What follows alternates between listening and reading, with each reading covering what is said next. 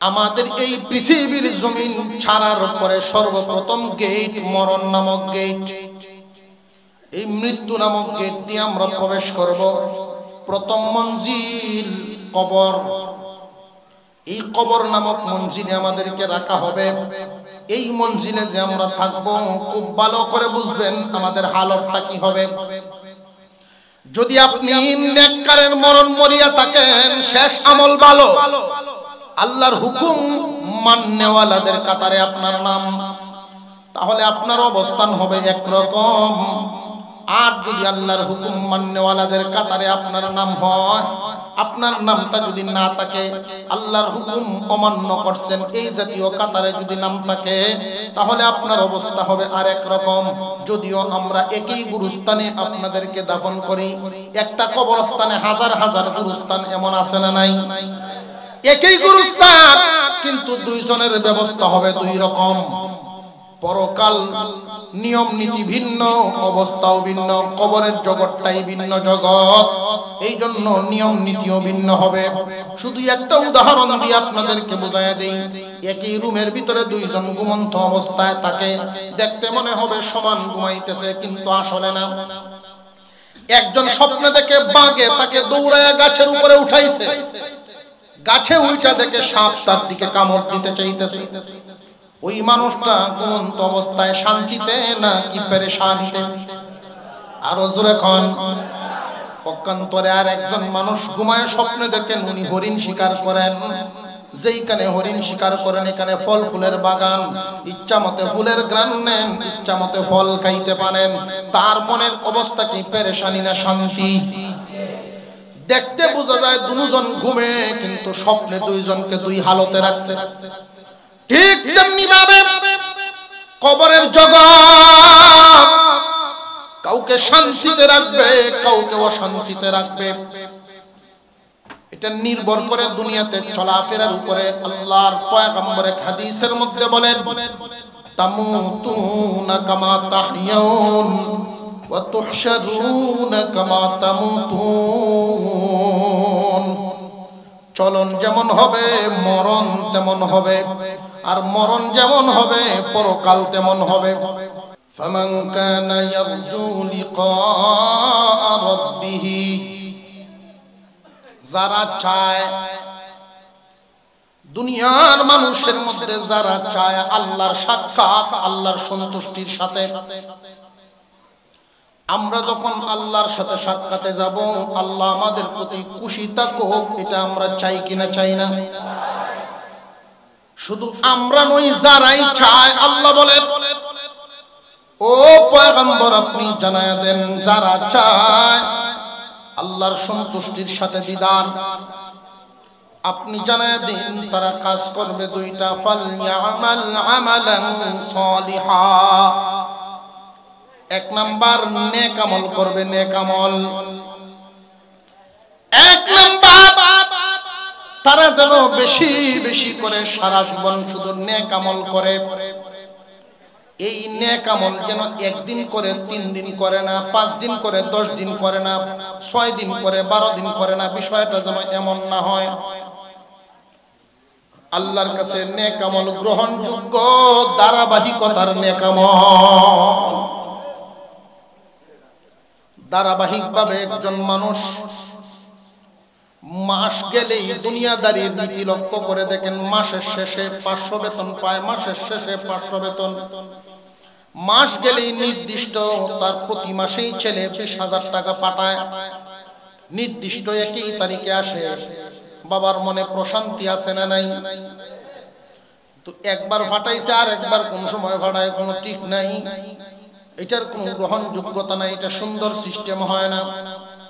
ইসলামী শরীয়ত, আল্লাহ পাক রব্বুল আলামিন বলেন, বান্দা তোমার কল্যাণের জন্যই আমি আল্লাহ এই নিয়ম দিলাম, যে কোনো ইবাদত তুমি ধারাবাহিকভাবে করবা। ধারাবাহিক ইবাদত একটার সাথে আর একটা লাগাইলাছে। যোহরের নামাজের পিছনেই আছে আসরের নামাজ, আসরের পিছনেই মাগরিবের নামাজ, নামাজের মাগরিবের পরেই এশার নামাজ, এশার পরেই ফজরের নামাজ। ধারাবাহিকভাবেই আল্লাহ দিয়েছেন। একজন মানুষ যদি মনে করে আমি নেককারের কাতারে দুনিয়ার জমিন ছাড়তে চাই, সে যেন নামাজ না ছাড়ে। কারণ জোহরের সময় যেমন 10টার সময় একজন মানুষ যদি মারা যায়, তার আগের ওয়াক্তটার নাম কি?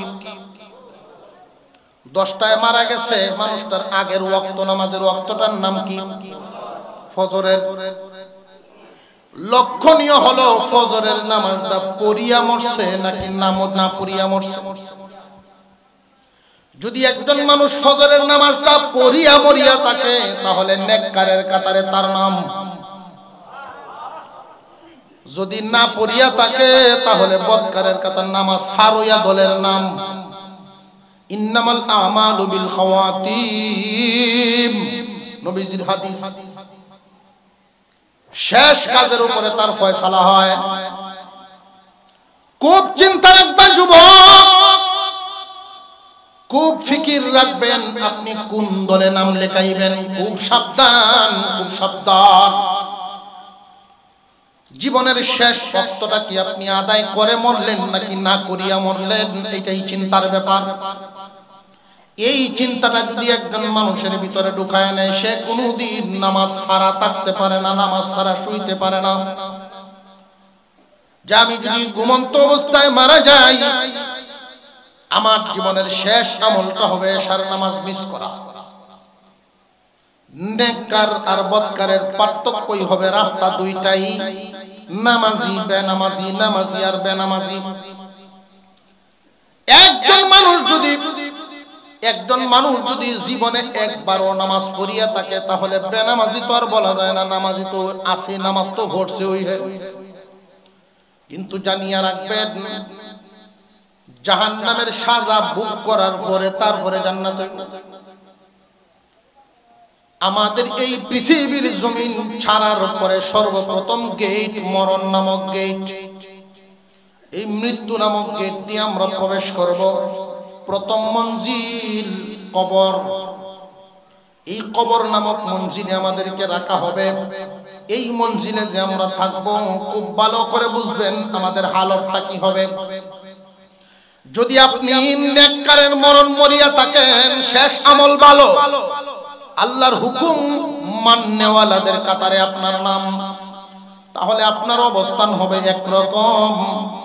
আর যদি আল্লাহর হুকুম মাননেওয়ালাদের কাতারে আপনার নাম হয়, আপনার নামটা যদি না থাকে, আল্লাহর হুকুম অমান্য করছেন এই জাতীয় কাতারে যদি নাম থাকে, তাহলে আপনার অবস্থা হবে আরেক রকম।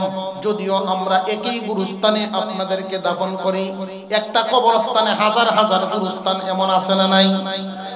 একই গুরুস্থান, কিন্তু দুইজনের ব্যবস্থা হবে দুই রকম। পরকাল নিয়ম নীতি ভিন্ন, অবস্থাও ভিন্ন, কবরের জগৎটাই ভিন্ন জগৎ, এই জন্য নিয়ম নীতিও ভিন্ন হবে। শুধু একটা উদাহরণ দিয়ে আপনাদেরকে বোঝায় দেই। একই রুমের ভিতরে দুইজন ঘুমন্ত অবস্থায় থাকে, দেখতে মনে হবে সমান ঘুমাইতেছে, কিন্তু আসলে না। একজন স্বপ্নে দেখে বাঘে তাকে দৌড়ায় গাছের উপরে উঠাইছে, গাছে উঠা দেখে সাপ তার দিকে কামড় দিতে চাইতেছে। ওই মানুষটা ঘুমন্ত অবস্থায় শান্তিতে না কি পেরেশানিতে?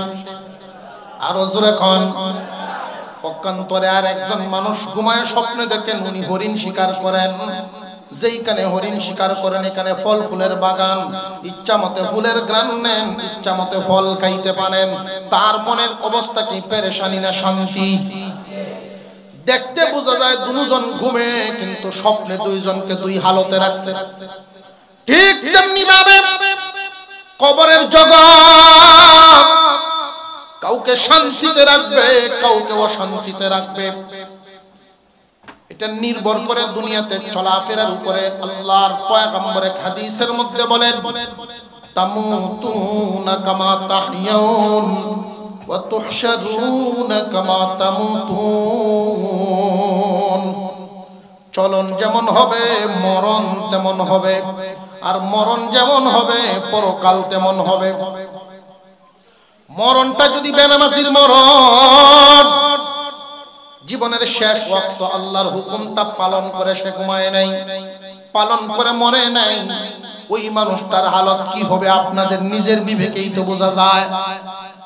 মুসলমান ইমানদার ভাইরা আমার, আল্লাহ পাক রব্বুল আলামিন বলেন, ও পয়গম্বর আপনি জানায়া দেন আপনার ব্যাপারেও যেন মানুষেরা ভিন্ন ভিন্ন ধারণা পোষণ না করে। আল্লাহর পয়গম্বরের ব্যাপারে আল্লাহ পাক জানায়া দিলেন, দোস্ত আপনি জানায়া দেন, আপনি মানুষের সংবাদটা জানায়া দেন রক্ত মাংসের মতো, আপনি একজন মানুষ, তাদের মতো মানুষ, এদের থেকে আমি আপনাকে নবী হিসেবে নির্বাচন করলাম। এই পৃথিবীর জমিনে অনেক মানুষ পীর আউলিয়া ভক্ত, এটা ভালো, কিন্তু তাই বলে পীরের পায়ে সেজদা দিতে যাইবা না, ঈমান থাকবে না। নবীর ব্যাপারে আল্লাহ পাক বলেন, দোস্ত আপনি জানায়া দেন আপনি তাদের মতো একজন মানুষ। বহুত মানুষ মনের আশা যখন পূর্ণ হয় না তখন কিছুদিন আল্লাহর কাছে কয়, কিছুদিন কওয়ার পরে যদি কাম না হয় তাহলে আল্লাহর কাছে থইয়া অন্য হানো কওয়া শুরু হয়ে দেয়।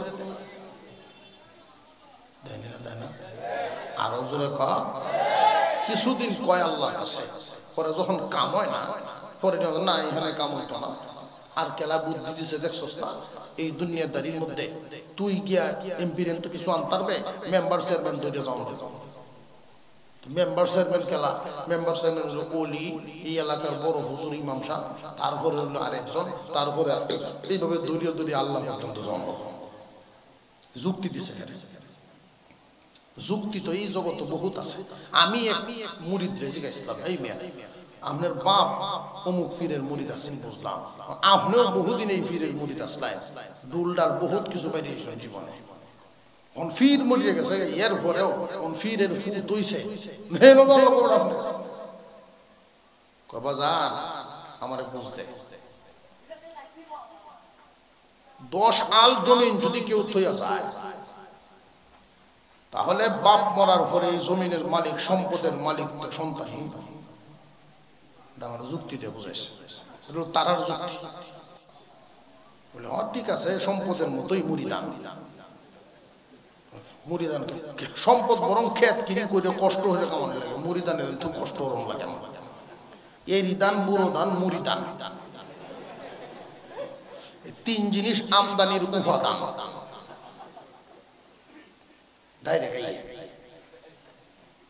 কথা ঠিকই বুঝছেন, তবে আমি একটা যুক্তি দেই। মনে করেন আপনার অপারেশনের অ্যাপেন্ডিসাইটিস বেদনা, অপারেশন, যেই ডাক্তারের সিরিয়াল দিছি আপনার অ্যাম্বুলেন্স লইয়া গেই ওটির কাছাকাছি নিয়ে গেছি, এখন শুধু স্যার আইতো, এমনি খবর পাওয়া গেছে স্যার মারা গেছে। এখন স্যারের যে যুগাল যন্ত্র তোর কব্বর নিতে হবে না, স্যারের উপযুক্ত ভূতও আছে একটা। তখন যদি এই ভূত আইয়া যান আব্বা মারা গেছে, অসুবিধা নাই, এই কাটা ছিঁড়া যেটা করুন লইটা আমি করা, আপনি দিবাই বাইরে সব বাইরে সব রান্না বাড়ি উপায় আছে, জান শেষ করে অসুবিধা বেড়া মনে গেছে, যুগাল যন্ত্র সব আছে, বেটার ভূত আছে। এই বেড়া যদি জান মারিয়া লাই তো এইটা ইমান মারিয়া লো, আরে কুজুরে কোন ইমান মারিয়া লো, যেখানে সেখানে যাওয়া যাবে না। হক্কানি পীরের আলামত 3টা।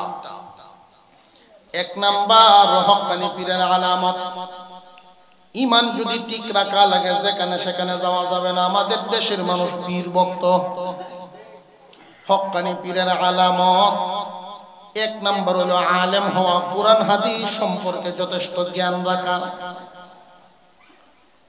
2 নম্বরে হুজুর আকরাম সাল্লাল্লাহু আলাইহি ওয়াসাল্লামের সুন্নাত তরিকায় আমল করনেওয়ালা, বেদাত মুক্ত,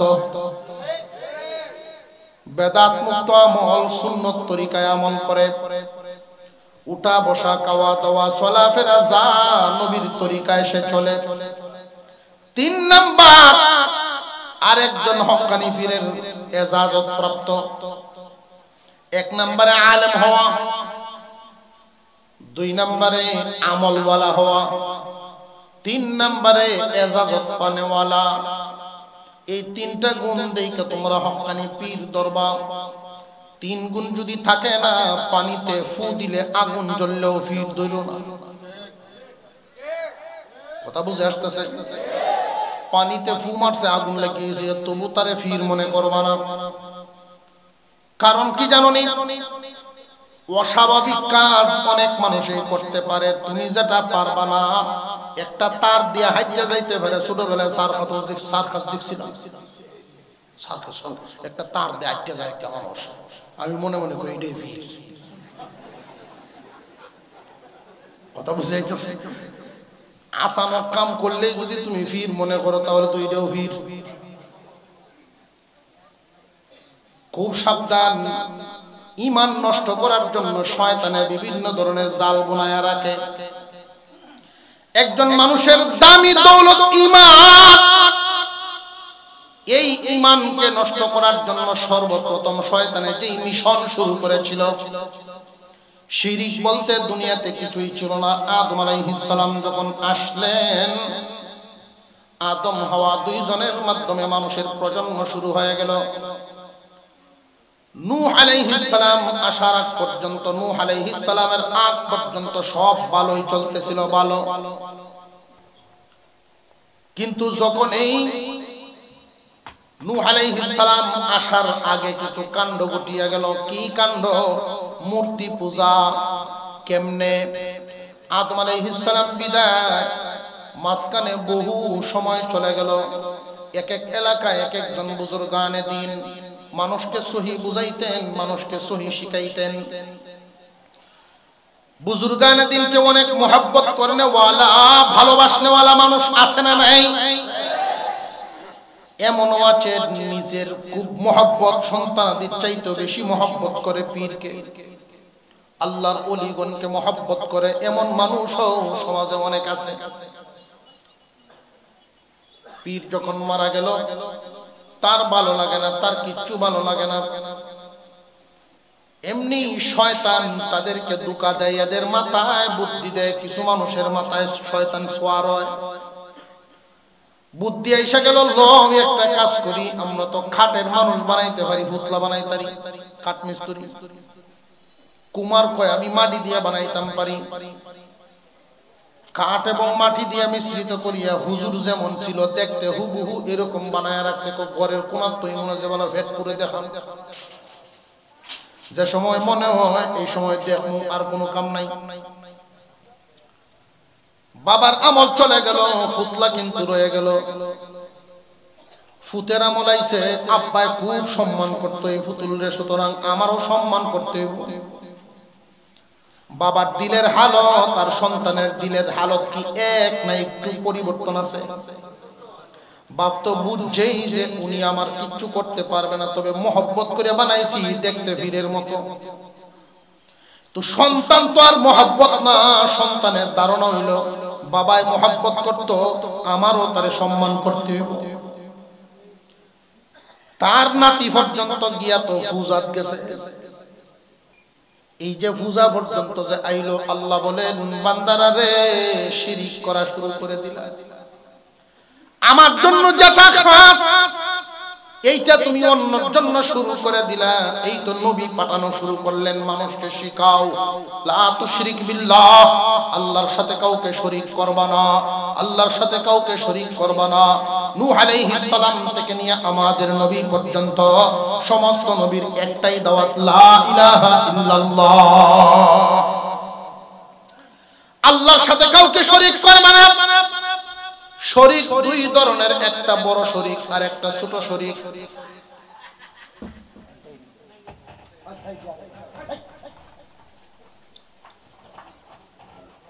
বড় শিরিক আল্লাহর গুণে অন্য কাউকে গুণান্বিত মনে করা। খুব ভালো করে বুঝবেন, ঈমানকে একটু পরিষ্কার ময়দানে নিয়ে আসা দরকার।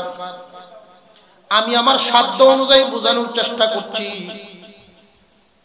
এই দুনিয়ার জমিনে প্রথমত মানুষ দুই প্রকার, একদল মানুষের সৃষ্টিকর্তা মানে আর এক দলে মানেই না। সৃষ্টিকর্তা যে একজন আছে এই কথাটাই মানে না, তারা কয় দেয়ার ইজ নো গড, আল্লাহ বলতে কেউ নাই। নাউযুবিল্লাহ, সবাই কইছেন না? এই জাতীয় শব্দ শুনলে নাউযুবিল্লাহ বলা অত্যন্ত জরুরি। যদি কোন ভাই সাহেব কইছে আমি করুন লাগে, তো ভাই সাহেবের ইমান ভাই সাহেব থাকবো, আপনি এমনি জিরো হয়ে থাকবেন।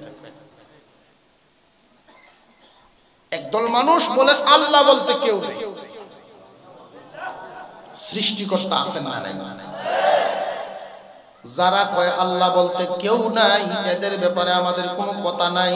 আল্লাহ এদেরকে এক কথা বলছেন, ওরা চতুষ্পদ জানোয়ারের চেয়ে নিকৃষ্ট। চতুষ্পদ জানোয়ারের মধ্যে নিকৃষ্ট প্রাণীটার নাম কি? আরো জোরে কোন? এই কুকুরেও কিন্তু মালিক চিনে, চিনেনি না চিনে না? গভীর রজনীতে মালিক যখন বাড়ি যায়, আমরা পরীক্ষা করে দেখছি, মালিক যখন বাড়িতে যায় তো দূর থেকে অন্ধকারে চেনা যায় না, তো মালিক না সুর চিন্তারে না, তো কুত্তায় দূর থেকে ভোগ ভোগ শুরু করে দেয়। তখন মালিকে যদি দূর থেকে এক করতেই তাই আমার মালিক আওয়াজ বুঝছে। আগে যে শিক্ষা দিয়ে দিয়েছেন, ধমকটা যে দিছি, তারও অপরাধ হয়েছে না? এর ওয়াজ চলতেছে,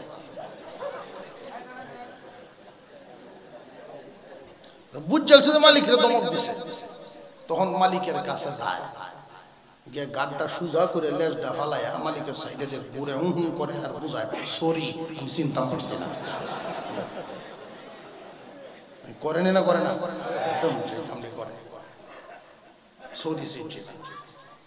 মালিক ছিল একটা কুকুরে, আর ওরা শিক্ষিত, তাও আবার বিদেশের ডিগ্রি পর্যন্ত আনে। আমি বুঝলাম যে কিছু শিক্ষিত পাগল হয়, মাঝে মাঝে শিক্ষিত পাগল হয়।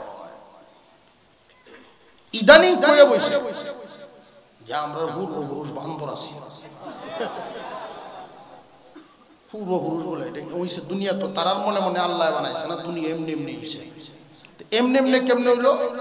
মানুষ কেমনে হইলো? মানুষ আগে বান্দর আছে, পরে আস্তে আস্তে সিধা হইতে হইতে করে লেজটা হঠাৎ করে গেছে বানাইছে। কুরআনুল কারীমে যে আল্লাহ বললেন উলাইকা কাল আনআম, চতুষ্পদ জানোয়ারের মতো, বরং এর চেয়ে নিকৃষ্ট ওরা। এরা নিজেরাই এখন স্বীকার করা শুরু করছে আমরা চতুষ্পদ জানোয়ারের জাতি। আল্লাহর কথাটা লাগে কেমনে? আল্লাহ নিজেরা স্বীকার করে। যারা আল্লাহ মানে না, সৃষ্টিকর্তা বিশ্বাস করে না, ওরা কি চতুষ্পদ জানোয়ারের চেয়েও নিকৃষ্ট, তাদের স্বীকার। তবে আমরা আদম সন্তান। সিরিয়াল শুরু হয়ে গেল পূজা। সমস্ত নবীগণ দাওয়াত দেন লা শারীকা লাহ, আল্লাহর সাথে কাউকে শরীক করা যাবে না। আল্লাহর কোনো শরীক করে কেমনে? লক্ষ্য করে দেখবেন আল্লাহর গুণে, আল্লাহর সিফতে। এই পৃথিবীর জমিনে প্রথমত দুই ভাগ পাইলাম, এক দলে মানেই না, আর এক দলে মানে যে সৃষ্টিকর্তা আছে। এই আছে যারা, তারাও আমার সমান একরকম নয়। কেউ একাত্মবাদে বিশ্বাসী, কেউ দ্বিত্ববাদে বিশ্বাসী, কেউ তৃত্ববাদে বিশ্বাসী, কেউ বহুত্ববাদে বিশ্বাসী। কেউ বলে আল্লাহ একজন, আমাদের অভিমত আল্লাহ কয়জন? আরো জোরে। তো ইহুদিরা কয় না আল্লাহ দুইজন, উযাইর নবী আল্লাহর সন্তান। খ্রিস্টানরা কয় তিনজন, আল্লাহর হুতো আছে, আল্লাহর বিবিও আছে। মারিয়াম আল্লাহর বিবি, ঈসা নবী আল্লাহর সন্তান, এটা খ্রিস্টানদের ধারণা। ওরা তিন কুদায় বিশ্বাসী। ইহুদিরা দুই কুদা, খ্রিস্টানরা তিন কুদা। আর এমনও আছে যে না একাত্ম, দ্বিত্ব, তৃত্ব না, 33 কোটি। মানলে মানা, টিমতে মানলে। এরা দেবতা 33 কোটি। 33 কোটি দেবতা মানে তারা 33 কোটি দেবতা বলতে তারা মনে করে ফেরেশতা। হুজুর আপনারা যে মানেন ফেরেশতা, আমরা কই দেবতা। দেবতা কসবালা কথা পূজা লাগিন কস। এক দেবতার এক এক পূজা, সরস্বতীর মার পূজা আছে না? দুর্গা পূজা, কালী পূজা, বিভিন্ন ধরনের পূজা আছে। আমি ছোটবেলায় গেছি, ক্লাস 2-3 মনে হয় পড়ি, আবুদুল্লার সাথে গেছি। পিছনে যাওয়ার লাগে পুলিশে ফিরায়, আমি গেছি তোলে বাঁশ বান্ধা গিয়া দেখি আহা এই কারবারটা করছে। এখন যদি এই দেবতার কোন শক্তি আসলে থাকতো তাহলে যারা এরা পূজা করার জায়গায় একটা লাঠি দিল। তুই এনে সামনে পূজা দিতেছিস, ফল লই আসিস, পিছন থেকে আমরা কি করে দিছিস, তাদের লেখাম করে দিস। কৌনের মতো না, কোন যেত না। তারা বলে দেবতা, এদের বিশ্বাস সৃষ্টিকর্তা আছেন, তারাও কিন্তু মানে জিগায় দেবেন। তবে তাদের বিশ্বাসটা হলো দেবতা নির্ভর। কেমন দেবতা নির্ভর? কারণটা কি? তারার বিশ্বাস হইল যে আল্লাহ সবকিছু সৃষ্টি করছে, ঠিক ওই সৃষ্টিকর্তা সবকিছু সৃষ্টি করিয়া এক একটা ডিপার্টমেন্টের দায়িত্ব বুঝাই দিয়েছে এক একজন। বৃষ্টি দিব একজনে, রোদ দিব একজনে, বুদ্ধি দিব একজনে, ধন দিব একজনে, শিক্ষা দিব একজনে, সুন্দর দিব একজনে, বিয়া শাদী মিলাই দিব একজনে। এই জন্য দায়িত্ব যেহেতু বুঝাই দিয়েছে, এই জন্য তারা আসল সৃষ্টিকর্তার পূজা করে না, দেবতার পূজাই করে। যখন যেটা দরকারি এই দেবতার পূজা করে। মুসলমান, আল্লাহর পয়গম্বর শিখায় গেছেন সাবধান, সকল ক্ষমতার মালিককে আল্লাহ পাক রব্বুল আলামিন। ইসলামী বিশ্বাসে যে আমরা শিক্ষা অর্জন করেছি, মহান আল্লাহ 4 জন বড় বড় ফেরেশতা বানাইছেন। জিবরাইল আলাইহিস সালাম, মিকাইল আলাইহিস সালাম, আজরাইল আলাইহিস সালাম, ইসরাফিল আলাইহিস সালাম। জিবরাইল আলাইহিস সালামকে আল্লাহ দায়িত্ব দিয়েছেন ওহী নিয়ে আসবেন, নবীগণের কাছে খোঁজ খবর নিয়ে আসবেন। এই পৃথিবীর জমিনে কখনো যদি আযাব নাজিল করা লাগে, জিবরাইল আমিন ফু মারতেন বা পাকা দিয়ে আঘাত করতেন, আযাব নাজিল হয়েছিল। মিকাইল আলাইহিস সালামকে আল্লাহ দায়িত্ব দিয়েছেন, মিকাইল রে বৃষ্টি বর্ষণ করাইবা, রোদ সূর্য পরিচালনা করবা। ইসরাফিল আলাইহিস সালামকে আল্লাহ পাক রব্বুল আলামিন সিংহা মুখে ধারণ করে দাঁড় করায় রাখছেন, সিংহায় ফু দিবে, কিয়ামত ঘটিয়া যাবে। আজরাইল আলাইহিস সালামকে আল্লাহ দায়িত্ব দিয়েছেন মানুষের জান কবজ করতে হবে। কিন্তু মুসলমানের আকীদা, মুসলমানের বিশ্বাস ফেরেশতার কোনো ক্ষমতা নাই। জিবরাইল আলাইহিস সালাম ওহী নিয়ে আসবেন, মিকাইল আলাইহিস সালাম বৃষ্টি বর্ষণ করাবেন, রোদ উঠাবেন, ইসরাফিল সিংহায় ফু দিবেন, আজরাইল জান কবজ করবেন।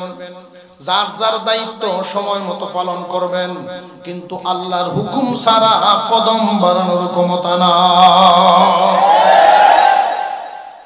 সুতরাং এক এক দেবতার পূজা কেন করতা, একজনের পূজা করো। কথা বুঝে আসতেছে? ইউসুফ আলাইহিস সালাম জেলখানার ভিতরে এটাই বুঝাইছেন, তোমরা কি অনেকগুলোর পূজা করার চাইতে একজনের পূজা ভালো মনে করো না? খুশি করবা একজনরে করো। উনি যদি খুশি হন মিকাইলকে হুকুম দিবেন, রোদ দিবে। উনি যদি খুশি হন ইসরাফিলকে হুকুম দিবেন, সিংহায় ফু দিবে। বেজার যদি হন ফু দিয়ে কিয়ামত ঘটাইবেন। উনার হুকুম ছাড়া, আল্লাহর হুকুম ছাড়া কোনো কিছুই হবে না। দুনিয়ার ইমানদার মুসলমান, এখন আসেন আমাদের ক্ষেত্রে আমরা এখন চিন্তা ভাবনা করি।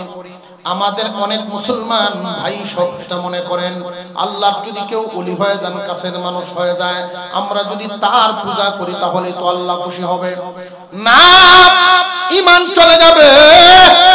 হক্কানি কোনো পীর সেজদা নিতে পারে না।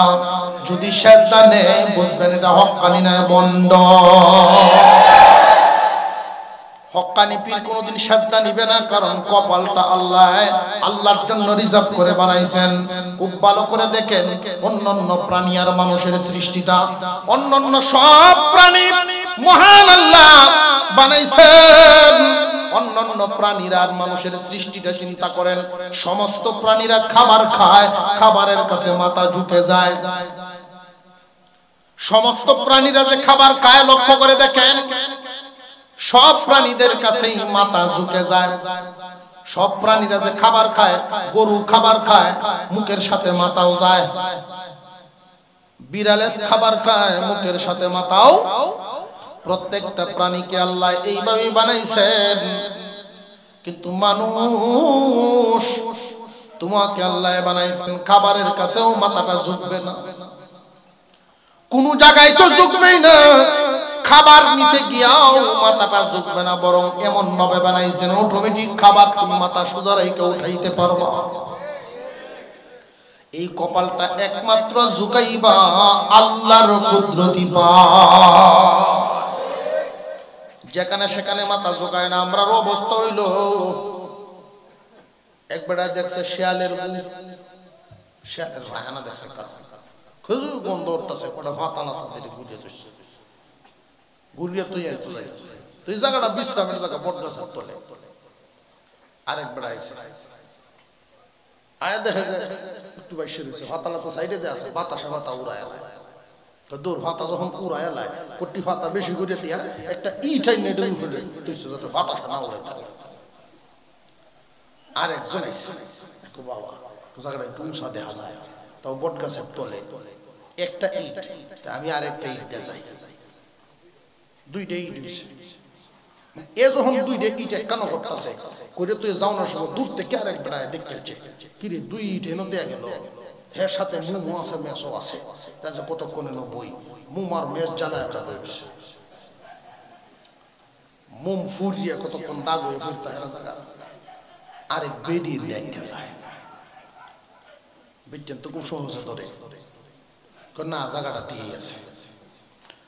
তো যে হইলে ফাতা দে ঘুরছি, এক বছর পরে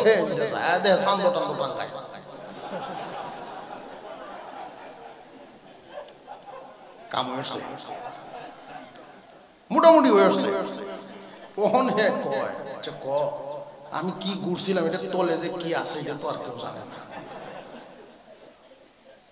সাইনবোর্ড মাইনবোর্ড নাই, মানুষ আইয়া ওইসব দেয়। পরে একটা সাইনবোর্ড বানাইছে শিয়াল সার মাজার, শিয়ালের আছে না, শিয়াল সার লাগায়, শিয়াল সার জন্মেছে।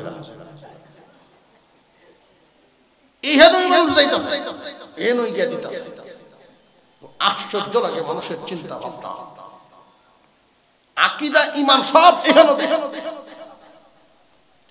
কারোর বিশ্বাস যদি এমন হয় যে আল্লাহ ছাড়া সাহায্য করার আরো কেউ আছে, কথাবার্তাও এমন ভাবে বলবেন যেটা শিরকের পর্যায়ে না পৌঁছে। খুব ভালো করে বুঝেন, আমি একটা কথা বলেই এই জায়গাটা, এই সেক্টরটাই বাদ দিয়ে দিব। বিদেশ থেকে ছেলে প্রতি মাসে 20,000 পাঠায়, বা বেতন থেকে প্রতি মাসে আপনি 20,000 উঠান, ব্যবসা থেকে লাভ হয়। কেউ যদি আপনাকে জিজ্ঞাসা করে যে আপনি কেমনে চলেন, যে আমার ছেলে টাকা পাঠায়, ছেলের টাকা দিয়ে চলি,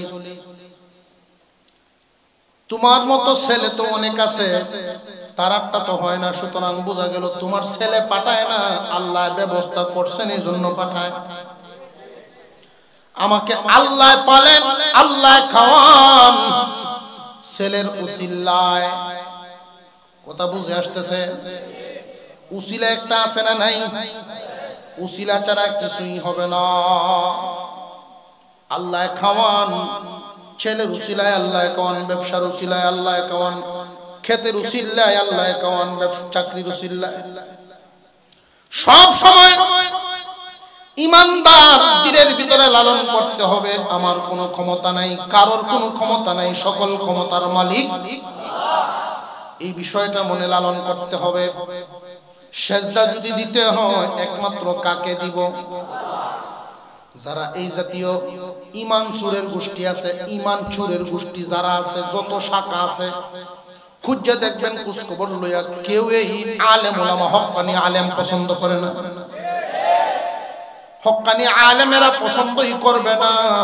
সহি রাস্তা পছন্দ করবে না, কারণ ওইখানে গেলেই অন্ধ মানুষ আলোকিত হয়ে যায়। আলেমদের কাছে গেলেই অন্ধত্ব দূর হইয়া যখন দেখা শুরু করে তখন তার কাস্টমার কমবে। এই জন্য হক্কানি আলেম ওলামাদের কাছে যাইতে দিবে না। একদল মানুষ ভুল চিন্তা করে, ভুল গবেষণার মধ্যে পড়ে থাকে। এমন ফিরো জগত আছে, এমন ফিরো আছে, নামাজ রোজা যাই ফরজ, দরবারও আইস ঠিক মতো। নামাজ রোজা যাই ফরজ, দরবারও যোগাযোগটা ঠিক মতো রাখিস।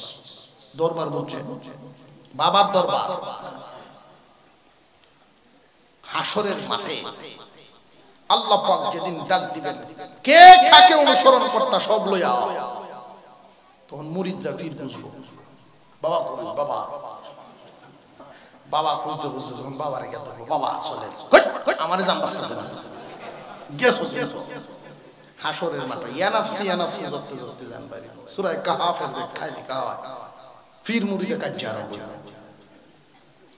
মুরিদে কইব না আপনি মুরু গরু নিছে, খাসি নিছ, মুরগিটা নিছ, অন কোন লোক কয় আমি নিছিলাম, তোর তোকে জুড়ে আনছিলাম, তুই তুলে আসতে, আমি তোরা নিষেধ করছি, ইঙ্গিতে নিষেধ করছি, তোরা বুঝছস না। আপনি নিষেধটা কোন সময় করলেন? কয় আমি ইঙ্গিত দিয়ে তো ইসলাম লাল নিশান টাঙ্গায় রাখছি, লাল পতাকা টাঙ্গায় রাখছি, বিপদ সংকেত রাখছি, তোরা এরপরে আইসস। লাল পতাকা বিপদ সংকেত, এরপরেও তোরা আইসস, আমার কি দোষ? কথা বুঝে আসতেছে? সব কারণ খালি লাল লালে লাল, বাবা রাজা লাল। ইমান নষ্ট, ইমান নষ্টের কারখানা এগুলো, খুব সাবধান। আল্লাহ ছাড়া ভিন্ন কারোর কাছে কোনো কিছু চাওয়া, কোনো মাজারে গিয়া পূজা করা, মাজারে মান্নত করা, অমুক বাবার দরবারও আমি এইটা দিয়াম যদি আমার এই কাজ হয়, মান্নত করা শিরিক। কথা বুঝে আসতেছে? সকল কিছু করার মালিক কে? একমাত্র আল্লাহর নামে মান্নত করা জায়েজ, আল্লাহর নামে মান্নত করা জায়েজ। আল্লাহ যদি গো আমার এই কাজটা পূর্ণ হয় তাহলে আমি তোমার নামে এই কাজ করাম, এটা জায়েজ। আল্লাহর নামে মান্নত চলবে, ভিন্ন কারোর নামে চলবে, নবীর নামেও। আরো জোরে কর, কারণ আল্লাহ পাক এই আয়াতের শুরুতেই বলে দিয়েছেন, নবী গো আপনি জানায়া দেন আপনি মানুষের মতো একজন, তাদের মতোই সকল ক্ষমতার মালিক। নেক আমলের অভ্যাস করা। 2 নম্বরে যেটা আল্লাহ বলেন, ওয়ালা ইউশরিক বিইবাদাতি রাব্বিহি আহাদা। বড় বড় শিরিক তো মোটামুটি বুঝে আসছে, আর এটা চোখে দেখা যায়। পাহাড়ের সাথে কেউ কোনোদিন সচেতন মানুষ হুচটকায় না, হুচটকায় তো ছোটখাটো ইট ফাটকেলের সাথে। ছোট শিরিক নিয়ে কয়েকটা কথা। ছোট শিরিক থাকে মানুষের ভিতরে, এটা সচরাচর বোঝা যায় না, হেদায়েত করা যায় না।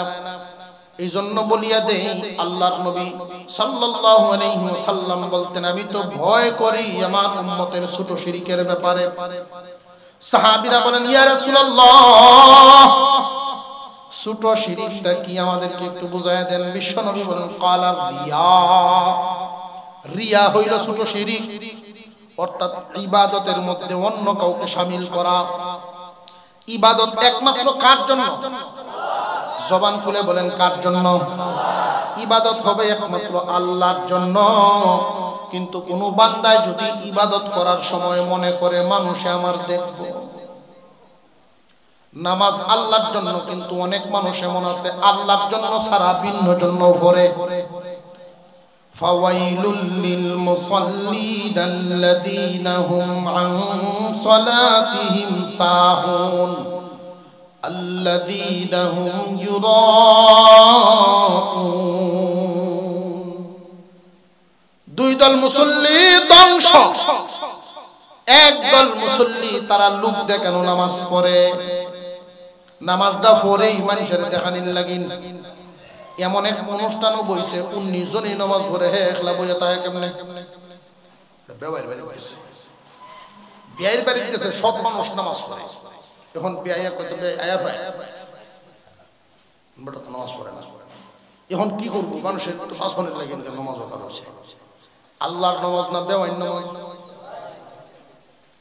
অনেক মানুষ ইলেকশনের নামাজ পড়ে নির্বাচনের আগে টুপি একখান মাথার দিয়া বন্ধু বান্ধবের পরামর্শ দিয়ে কাম করো ইলেকশনটা যেহেতু কর বাইতে পশ্চিম তো কোরআন দেওয়া পশ্চিম তো কোরআন দেয় বুঝছেন না একটা উমরা করি পশ্চিম তো কোরআন দেয় না আমরা ছবি ছাপাটা ঠিকঠাক মতো ছাপাই আসি বেটা পশ্চিম তো কোরআন দেয়ছে আর এলাকার না আগে যেমনই আছেন চলতো বলতো ওহন বেটা ঠিক হয়ে উঠছে ওহন দেওয়ান চায় মানুষ সহজ মানুষ টুপি মাথার দেবে এখন নামাজ 5 ওয়াক্ত না বেটা 7 ওয়াক্ত উপরে না যাওয়া 7 ওয়াক্ত কেমনে লাউরের উপর আইছে 4টার সময় আজান 7:30টায় আসরের নামাজ ওনার সাথে নামাজ পড়িয়া সাথে মসজিদ মহল্লার জন গেছে সেরকম 4:30টা জমাত আরম্ভ হয়েছে রোহন কি হন যদি আমি নামাজ নাও করি করবো যাই খালি বাপ দশা নামাজ পড়ে না আর যদি ফরিতে 2বার কি হল কারো আল্লাহর নাম নিয়ে কারো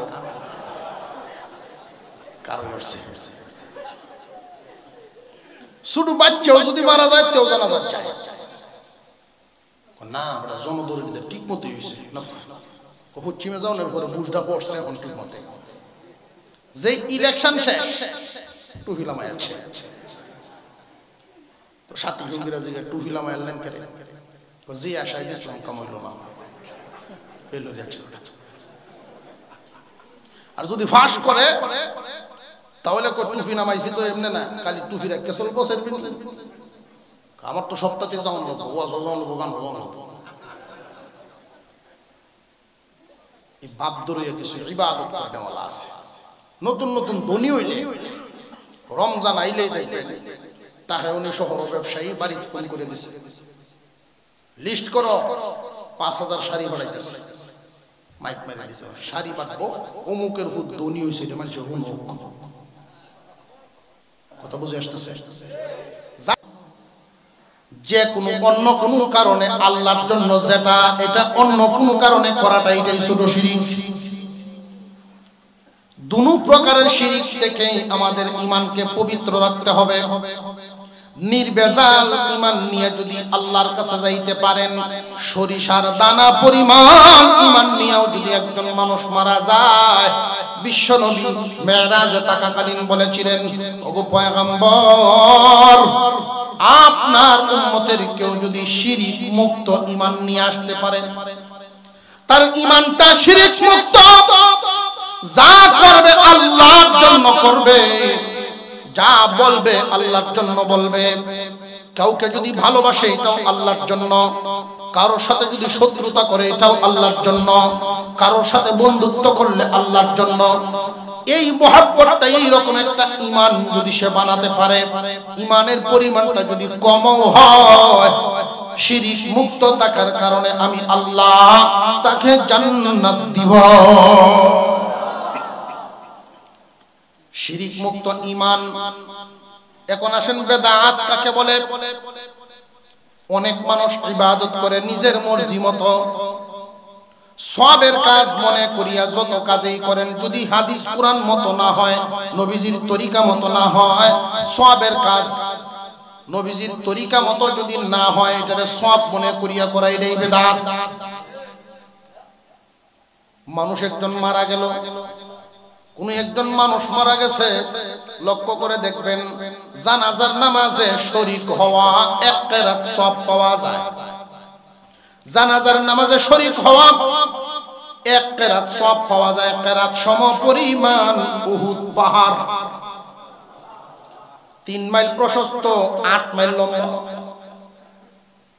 মনে মনে কইতেছেন তাহলে তো জীবনে একটা জানাজাত শামিল হইতে পারলাম এত বড় পাহাড়ের সমান সওয়াব বটলাই দিলাম একটাই কামনা হাসরের মাঠ ভাই এই দুনিয়ার জমিনে আমরা থাকবো কয়েকদিন 10টা বাড়ির মালিক হইলেও এই লোকে চায় আরো 20টা হইতো তাকওয়ার কয়েকদিন এতেই যদি এমন চিন্তা ভাবনা থাকে আখিরাত শুরু আছে শেষ নাই কি পরিমাণ দরকার এক কেরাত সমপরিমাণ উহুদ পাহাড়। নবীজি বলেন দাফন কাফনে যদি শামিল হয় তারে আরো এক কেরাত দেওয়া হবে। দাফন কাফন বলতে কেউ কবর খনন করলো, কেউ মাটি তুলে, কেউ গরম পানি করে, কেউ হিল গড়া ধরে আনে, মসজিদ থেকে যে খাটুলাটা আনলো এটাও এক কেরাত। দাফন কাফনের যে কোনো একটা কাজে যদি শামিল থাকে, কাফনের কাপড়টা বাজার থেকে আনছে, যে কোনো একটা কাজের মধ্যে শামিল থাকলে এক কেরাত সওয়াব পাবে। তবে শর্ত হলো কাজটা করতে হবে নির্ভেজাল। কাজটা কার জন্য?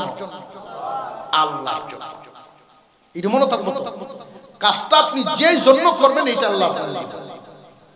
যদি দুনিয়ার মনে করেন যে না তালুই সব মরছে, তালুই মারা গেছে, বুড়া আসিন, তালুই লাগেন কাফনের কাপড়টাকে আনি, দাফন কাফনটা ঠিক মতো করি, মা ওই খুশি হইব, তাহলে মা ওই খুশি হইব, আল্লাহর কাছ থেকে কিছু হইতা না।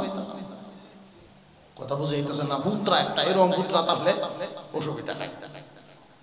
কিন্তু যদি আল্লাহর জন্য করেন, বান্দারে আল্লাহর জন্য করতে হবে। কবর খনন করতেছে, এখন যদি কবর কুদে আর জায়গায় দাফনের মানুষ কোনদিন খাওয়াইব? দাফনের মানুষ খাওয়াইব কোনদিন? এটা আছে না? কুদাল না মানি লাগে, আর নইলে নাকি মুর্দায় কুদাল লইয়া করবো। কি হাবি যাবি চিন্তা ভাবনা, কুদাল না। আমি আপনাদেরকে বলে দেই, যদি কেউ দাওয়াত দেয় আপনি যাবেন না। আপনি গেছেন খাওনের লাগি না সবের লাগি? খাইলে সবটা, না খাইলে সবটা। কোনটা করবেন? না খাইলে হ্যাঁ গুসা হইব, কিন্তু আপনার সব তো ঠিক থাকবে। সে গুসা হইতে হইতে এইভাবে অমুক গুসা হইলো, আরেকজন গুসা হইলো, অমুক গুসা হইলো, গুসা হইতে হইতে এক সময় এই বেদাতটা সমস্ত উঠে যাবে। এটা একটা বেদাত। কথা বুঝে আসতেছে? 7 দিন পর্যন্ত খাওয়ান দাওয়ান, কথা বুঝে আইতেছে? অথচ এই সিচুয়েশনটা, আমি অবস্থাটা আপনাদেরকে বলে দিই। নবীজি যেটা করেছিলেন একদিনের ঘটনা। আল্লাহর নবীর একজন সাহাবী যুদ্ধের ময়দানে শহীদ হয়েছেন, এমন একজন সাহাবী পুরো পরিবার তার উপরে নির্ভর করত। পরিবারের মানুষগুলোর অবস্থাটা, তার বাবা আছেন, মা আছেন, ছেলে শহীদ হয়ে মন কান বনি না কান্ত না। খাওয়ান যাইব, রান্দা উঠবো, আতো নবীজি সাহাবীদেরকে বলছেন এদেরকে খানা খাওয়া, কারণ এদের পরিস্থিতিটা হলো অন্যরকম। একটা পরিবারের মধ্যে যদি দেখেন যেই ছেলেটা একমাত্র উপযুক্ত ছেলে, বাবার একদম স্বপ্নের ছেলে, এই ছেলেটাই হঠাৎ মারা গেল, এই পরিবারের মানুষগুলোর অবস্থাটা কতটুকু মনক্ষুণ্ণ হলো এই পরিস্থিতিতে তাকে খাওয়া। কারণ এই ঘরের মহিলাদের হাতে রান্না উঠবে না, খাওয়াও। ওখান দেখা যায় 6 মাস পর্যন্ত ডায়াবেটিস আর প্যারালাইসিস হইয়া এই সাইড ঘাও হয়েছে, খতম করাইছিল মানুষরা। এরপরে আরো কত খতম পড়ায় এলাকার আলেম ওলামা, বুহারির খতম, কোরআন খতম, না মরে না। কথা বুঝে আসতেছে? এইরকম একজন লোক মারা গেছে, হে 9 দিন। পরিস্থিতি মিলল না বেমিল? এই বেদাত চালু হয়ে গেছে সমাজে। যদি পারেন, আল্লাহর দেওয়া মাল আল্লাহ নিয়ে গেছেন, যত তাড়াতাড়ি নিজেকে মজবুত করতে পারবেন আপনি সবে সবে। এটাও বেদাত। 4 দিন পর্যন্ত অমুহ দিব একদিন, হুমুহ দিব একদিন, এগুলো বেদাত। আলেমুল আমাদের কাছে জিজ্ঞাসা করে আমার আমল যেন বেদাত মুক্ত থাকে, আমার সমাজ যেন বেদাত মুক্ত থাকে, সওয়াবের আশায় অনেক সময় কাজ করে, এগুলো বেদাত। আর সওয়াবের আশায় যে সমস্ত বেদাত কাজ করে, এই বেদাত কাজ তো যদি এখন কওয়া শুরু করি, একটা আওলা গাওলা তো লাগবে না। বহুত বেদাত আমরা উঠে না জিনিস, আস্তে আস্তে শুরু হইব, আস্তে আস্তে শেষ হইব। শুধু জেনে রাখেন, যারা বেদাত কাজ করে, আল্লাহর রাসূল বলেন কুল্লু বেদাতিন যালালাহ, প্রত্যেক বেদাতি গুমরাহ, পথভ্রষ্ট। আর পথভ্রষ্ট যারা, তারা জাহান্নামী। নবীজির কাজের সাথে কোরআন সুন্নাহর কাজের সাথে মিল আছে কিনা ওইটা আগে দেখতে হবে। যেটা একমাত্র ইবাদত মনে করে আবিষ্কার করে, অথচ সুন্নাত না, ইবাদত না, ওইটাই বেদাত। নতুন কিছু আবিষ্কার হইল, ধর্মে নতুন কিছু আবিষ্কার করলো ইবাদত মনে করে। এক সময় মাইক ছিল না, মসজিদে আজান দেওয়ার ক্ষেত্রে মাইক ছিল না। মাইক আনা হয়েছে কেন? মানুষের জন্য শুনতে পারে। তবে মাইকে আজান দিলে সওয়াব বেশি হইব, মাইকে আজান না দিলে সওয়াব কম হইব, বিষয়টা কিন্তু এমন না। মাইকটাকেই ইবাদতের কেন্দ্র বানানো হয় নাই, মাধ্যম বানানো হয়েছে।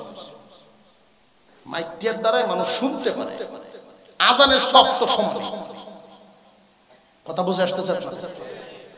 যেই জিনিসটা আবিষ্কার হবে ইবাদত মনে করে, যেটা ইসলামে নেই। ইসলাম কমপ্লিট আল্লাহ পাক দিয়ে দিয়েছে, নবীজির মাধ্যমে প্রচার হয়ে গেছে। নতুন করে তোমার একটা আবিষ্কার করা লাগবে, যেমন ঈদে মিলাদুন নবী। ঈদে মিলাদুন নবী পালন করার এটা বিদআত। সাহাবায়ে কেরামের যুগে ছিল না, তাবিঈন করেন নাই, তাবিঈন করেন নাই, চার ইমাম করেন নাই। পরবর্তীতে অতিরিক্ত দরদ দেখায়া এই যে নবীর শান বাড়াইতে বাড়াইতে যারা আল্লাহর উপরে নিয়ে যায়, এই জাতের এক গোষ্ঠী এইটা আবিষ্কার করছে। আল্লাহ যেন আমাদেরকে সহি বুঝ আনার তৌফিক দেন, বলুন আমিন। আরো জোরে বলেন আমিন।